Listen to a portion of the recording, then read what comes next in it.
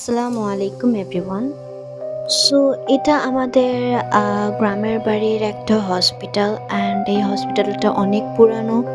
পরে আমাদের বাবা-মারা বলে যে এখানে নাকি ডক্টররা মাঝে, মাঝে আসে। মানে রেগুলার আসে না। তো এটা দেখার পরে আমরা be like okay let's take a video to show you.